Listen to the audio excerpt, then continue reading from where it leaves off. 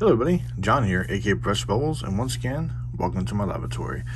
In this video, we are gonna go all out. When I say all out, I got 1, 2, 3, 4, 5, 6 booster Chilling Rain boxes that we're gonna open today. Yes, you're right, you heard me. We're gonna go through an entire case. Now this video might speed it up a little bit, and I might not be doing a lot of talking, so you'll be hearing some music in the background, mainly because I'm gonna just go through the motion. I want to try to see what the odds are in terms of like what's being pulled. So I read some statistics, I've seen some statistics, and this is the reason why I want to get this video kind of started. So without further ado, let's go ahead and start off.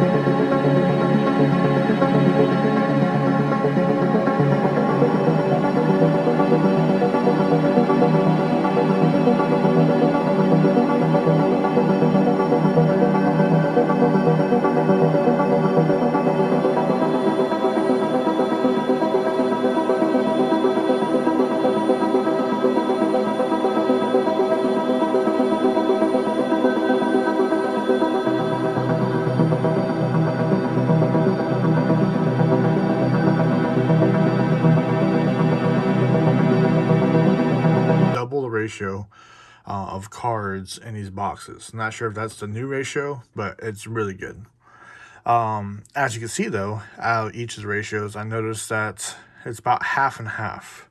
If you kind of split across, when I say half, I'm talking, these are more of the common cards above. I consider Zekrom and Moltres part of the upper half because they are actually kind of hard to pull by themselves.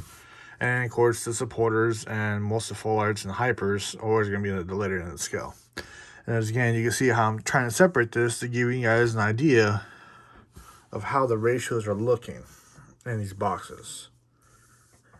And then, yeah, this one, it's going to put it on this side. So as you see, the boxes themselves are almost like a half-to-half ratio in terms of a low-end versus the high-end rarity cards by themselves too. But overall, I've seen all three of my first boxes, each one pull a hyper. Each one pulls at least 1 to 3 full art supports. And the rest of them are just the common V cards you normally would get. So overall, I would say these were good boxes in terms of value towards what I end up getting. Continuation off of the last 3 boxes, we found out they have pretty good half-to-half ratios. Again, we're going off the last 3 boxes we just received. As you can tell, each box got 8 hits exactly. So overall, the 8 to 9 ratio was really terrific because I've seen people getting way less with cards. So really, in reality, is if the average is between 4 or 6, we're just gonna use 6 as the magic number. So if you have 6 hits in the box, you got 6 boxes, that's 36 cards. Not bad. So we're gonna say 36 is the normal case rate for how many hits you can get. Based off what I end up pulling, I'm in between 48 to 52, which is extremely good. So again, I go off the whole plan, the whole concept that when somebody asks me, is a case worth it? I like to explain to them, it depends on how you view a case. As a collector standpoint, people like to save some money and buy certain cards. I get it. I'm not going to go into ratios of how much the value was, but determine how I look at things. I got my money's worth by building decks. Money's worth trading for people. There's future potential, and that's the thing that people don't realize. But let's go ahead and separate these values. Again, I try to separate them based off the high to low value of the cards, so you could get an idea where everything stands. And it's almost, again, we go dead even in terms of the hit ratios and how they separate in terms of the low end versus the high end. V-Rider, again, I put it signs up here, but it's gonna still put up there because it is down in a sense. Overall, the last 3 boxes, I would have to say, were good hits, quite frankly. I feel that the number and the ratios in each of these boxes were great. I pulled 1 of the alternate artwork cards out of 6 in the case. So in terms of the ratios I've been hearing about lately, that's actually really good. I know it's sad to say that it is, but I heard the ratios for alternate artwork cards are very difficult to get, and sometimes the case may not even have any. So overall, based off these cards, based off the value that you could figure out the value most people are paying for boxes, I would honestly say that I broke even. And the reason why, it has to do with other factors besides having these cards. The other factors you have to go off of is, what can I do to get trades off people? A lot of times I'll get my decks built right away. I'll take the common cards, and actually I'm planning to go to my locals this weekend, so I'll be taking a lot of these cards and I'll be making a video to give you guys an update on what you can do on upgrading your stuff. And sometimes you have to give more value to get the higher cards, but it is worth it if you have multiple copies. And always remember that. Just because you have multiple copies of cards and somebody has a higher rare card, sometimes it's good to trade in 2 or 3 Blazikens if you want that full art. It's like a fair off ratio. Some people would rather have low end cards so they feel they're more playable for them. Overall, I felt that these cards were really good. I felt the ratios are fair. I think that on the higher end scale, it is very difficult to pull the high end cards. I mean, overall in the box. But other than that, I hope you guys enjoy this video. Don't forget to leave a like and subscribe. I'll be doing plenty more videos in the near future. I got plenty of new content in terms of deck profiles, Pokemon news, 25th anniversary. But I hope you guys enjoyed your time. And until then, I'll see you guys next time.